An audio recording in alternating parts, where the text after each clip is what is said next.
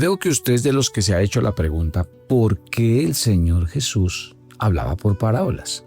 Pues le quiero decir que los propios discípulos de Jesús le hicieron esa pregunta y fue demasiado interesante la respuesta. Mejor dicho, ahí sí quedaron más que confundidos con la respuesta que le dio Jesús. Escuche este devocional y deje que esa duda sea aclarada en su corazón. Porque todo aquel que permanece en Dios, éste llevará mucho fruto y será limpiado para que lleve mucho más. Recuerden que estamos ayunando. Si alguien quiere hacerlo, no es sino que entre al canal de YouTube Ministerio Maná, transmisiones 5 de la mañana, 12 del día y 7 de la noche. Así que están cordialmente invitados para que oren con nosotros. Bueno, se acerca el día, la gente de Pereira, 2 números telefónicos, hay que llamar para registrarse. La entrada es gratuita, pero uno llama y se registra. Sí, 315-286-5175, 310-412-17. Vamos a estar en el Centro Comercial Lago Plaza este viernes a las 6:30 de la tarde. Así que a toda la gente en Pereira, los espero. Vamos a tener un encuentro especial con todos ustedes. ¿Por qué Jesús hablaba por parábolas? Se ha hecho la pregunta, yo sé que se la ha hecho. Y quiero decirle que los discípulos de Jesús también lo hicieron. Lean conmigo Mateo 13, desde el verso 10. Entonces, acercándose los discípulos le dijeron, ¿por qué les hablas por parábolas? Él respondiendo les dijo, porque a vosotros os es dado saber los misterios del reino de los cielos, mas a ellos no les es dado. Porque cualquiera que tiene se le dará y tendrá más, pero el que no tiene aún lo que tiene se le quitará. Por eso les hablo por parábolas, porque viendo no ven y oyendo no oyen ni entienden, de manera que se cumple en ellos la profecía de Isaías que dijo, de oído oiréis y no entenderéis, y viendo veréis y no percibiréis, porque el corazón de este pueblo se ha engrosado, y con los oídos oyen pesadamente, y han cerrado sus ojos para que no vean con los ojos y oigan con los oídos, y con el corazón entiendan, se conviertan y yo los sane. Tremendo. Entonces, aquí dicen que Jesús empezó a hablar de la parábola del sembrador. Entonces los discípulos van y le dicen, Señor, queremos hacerle una pregunta. ¿Por qué usted se dirige a la multitud por medio de parábolas? Y esto revela mucho de lo que estaba pasando por la mente de los discípulos. ¿Por qué hablas por parábolas? Puede tomarse a modo de pregunta o de queja, por la evidencia que nos representa el pasaje. Y ahí podemos concluir que es un poco de las dos. ¿Por qué les hablas por parábolas? ¿No ves que ellos no entienden? Y los discípulos vieron a la multitud que se había amontonado y se dejaron llevar por lo que siempre les he compartido a ustedes. Nosotros creemos que porque en una iglesia hay mucha gente, entonces hay muchos cristianos. Que porque a Jesús se le reunía mucha gente alrededor, entonces habían muchos creyentes. No. Los números no son sino números, porque uno realmente en las multitudes es incapaz de ver la necesidad que hay en los corazones. Mire que Marcos 4:10 dice que cuando estuvo solo, los que estaban cerca de él con los 12 le preguntaron sobre la parábola. O sea que ellos estaban muy intrigados, ¿sí?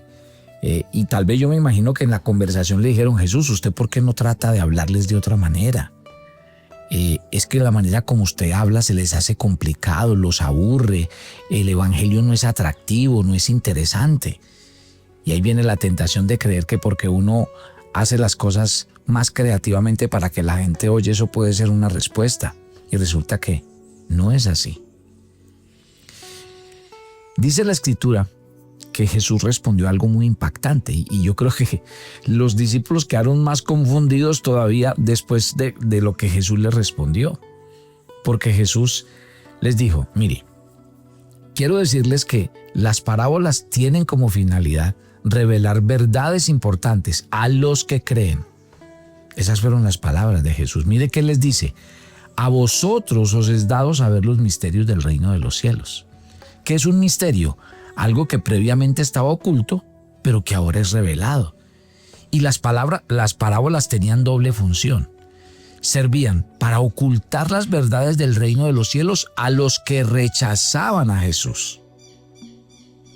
Pero a la vez era una gran lección a sus discípulos.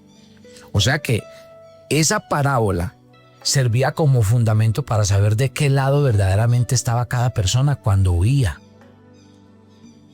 La Biblia dice que Dios es el Dios que nos ha dado entendimiento para comprender las verdades del reino de los cielos. Y esas verdades muchas veces a través el tiempo se han mantenido ocultas. Pero la evidencia solo se puede examinar por medio de corazones que están dispuestos, de corazones que realmente quieren entender la voz de Dios. ¿Sí? Si hay gente que viene a la iglesia, se congrega, pero a veces las verdades de Dios y la relación con Dios es distante. Cuidado, que eso está revelando algo, y es algo que puede convertirse en un peligro. Porque mire pues lo que dijo Jesús: a cualquiera que tiene se le dará y tendrá más, pero el que no tiene, aún lo que tiene le será quitado. Tremendo. Aquí hay una declaración impresionante y terrible para muchos. Mire, esta parábola revela mucho acerca de nosotros. Sí, porque cuando la Biblia habla en la parábola del sembrador, dice que cuando la semilla cae en buena tierra. ¿Y cuál es la buena tierra? El corazón dispuesto. ¿Qué hace la semilla en la buena tierra? No solo produce, sino que sigue produciendo fruto. ¿Sí? Y eso es lo que yo les he enseñado a ustedes una y otra vez. Es imposible que un corazón espiritual se quede estancado. No puede ser. Porque siempre que la semilla cae en la buena tierra, da fruto. Y esa semilla en buena tierra produce. Y por eso Jesús dice: a cualquiera que tiene se le dará más y tendrá más. Esas son las palabras de Jesús, que en el cristiano genuino siempre va avanzando y en progreso el crecimiento espiritual. ¿Por qué? Porque la palabra de Dios en ese buen terreno da vida y produce más vida. Pero ¿qué pasa si esa palabra de Dios cae y no produce el fruto y no tenemos los ojos espirituales abiertos? Aquí sí hay un gran problema. ¿Saben por qué? Porque ahí lo dice. Y yo quiero que estas palabras retumben en lo más profundo de nuestro corazón. El que no tiene, aún lo que tiene le será quitado. O sea que muchas personas en los tiempos de Jesús escucharon a Jesús. Fueron testigos de sus palabras, de sus milagros. Sin embargo, ¿qué pasó? No creyeron en él. Y yo se los hablé ayer diciéndole cómo Jesús vino a los judíos y qué dice la Biblia. A los suyos vino y los suyos no lo recibieron. En cambio, el mismo Juan 1, donde está ese versículo, dice más adelante: pero a todos los que le recibieron y a los que creen, sí les dio potestad de ser llamados hijos de Dios.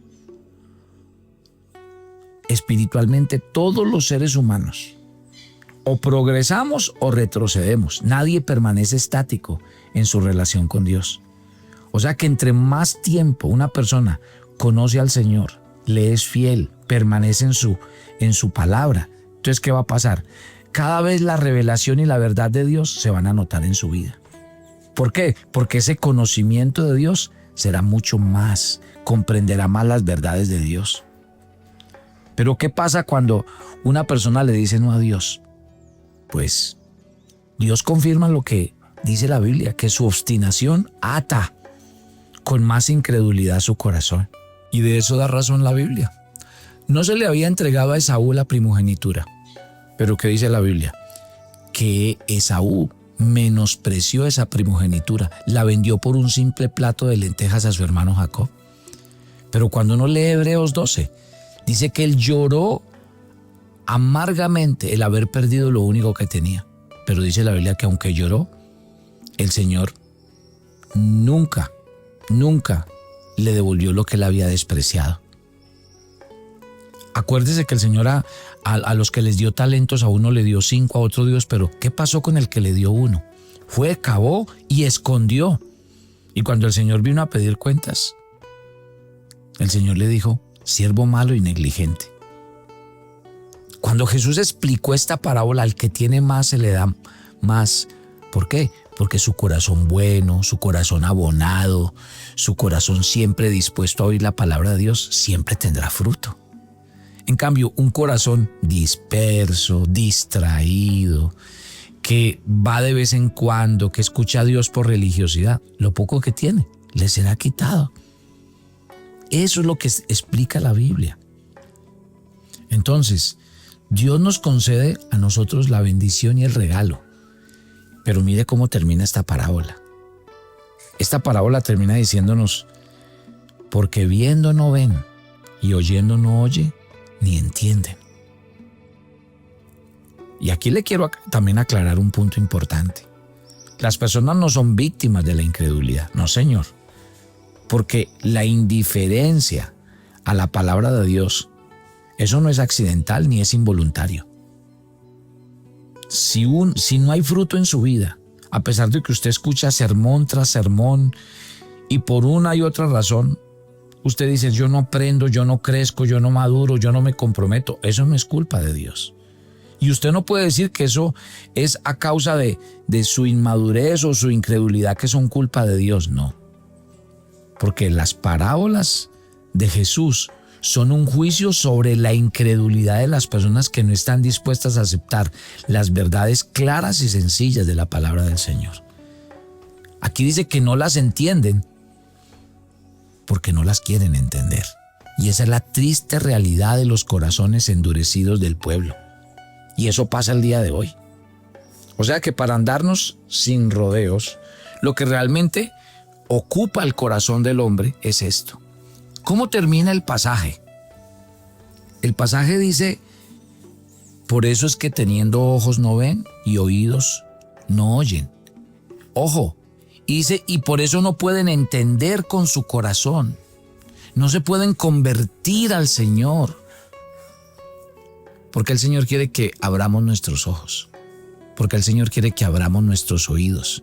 Estos dos sentidos espirituales. Porque es la única manera que, entendiendo la palabra de Dios, somos transformados y sanados. Pero si eso no pasa, mi querida familia, más claro no nos puede hablar el Señor aquí. ¿Qué va a pasar? Vamos a seguir con un corazón endurecido. Porque aquí dice: la persona que no quiere abrir sus sentidos espirituales, dice: ven, pero realmente no están viendo nada. Oyen, pero no están entendiendo nada. Y el corazón permanece duro, dice, y con los oídos oyen pesadamente. Tremendo, ¿no? Y entonces el corazón se les engrosa y no puede ser sanado, transformado, liberado. Entonces todo en la palabra de Dios tiene una razón de ser. ¿Por qué es importante despertar nuestros sentidos espirituales? Porque ellos nos llevan a la verdadera conversión, y ahí donde entendemos la parábola de por qué Jesús dijo: yo hablo por parábolas para que el que realmente está interesado disponga cada día su corazón a entender y a comprender las Escrituras. Pero el que no entiende, no va a entender. Y no va a entender es porque simplemente no quiere, porque no está interesado, porque su corazón está en otras cosas. He ahí pues una gran verdad que Dios habla a lo profundo de nuestro corazón. Por eso hay que despertar los sentidos espirituales, para que viendo veamos y oyendo entendamos y nos convirtamos, y entonces Dios así podrá sanar nuestro corazón. Tome su agenda devocional para el día de hoy. Hoy es el día 63 en su agenda y usted va a leer Jueces capítulo 20 desde el versículo 25 hasta el versículo 48. ¿En qué momento del día del Señor entregaría a Benjamín en las manos de los hijos de Israel? ¿Por qué los hijos de Israel fueron vencidos por Benjamín si consultaban a Dios? Y una pregunta personal: entregue sus luchas al Señor. ¿Qué podría dejar usted en el control del Señor en este día? Padre, yo te pido esta mañana que nosotros no seamos de los que oigamos estas parábolas y no estamos entendiendo, porque eso no es un buen síntoma. Porque una persona que tiene su terreno abonado del corazón y escucha, y cuando cae la semilla crece y avanza, cada día tendrá más. Pero el que no entiende, porque no se dispone, porque no rinde su corazón, cada día entenderá menos. Es muy clara tu palabra y por eso tú hablabas por parábolas. Señor, la única manera es ser conscientes de abrir nuestros sentidos espirituales para oír y realmente ver lo que está escrito y tomar decisiones radicales en nuestras vidas. Gracias por cada oyente de Maná. Oro para que Dios en este día les bendiga, les guarde, su presencia les guíe, les enseñe el camino a seguir, que los guarde del mal y del maligno, que bendiga su vida, su salud, su trabajo y cada área de su vida. Los encomiendo a Dios y que su presencia esté con ustedes. Te alabamos, te bendecimos y te damos gracias en Cristo Jesús, y yo los espero mañana en otro tiempo devocional. Bendiciones para todos.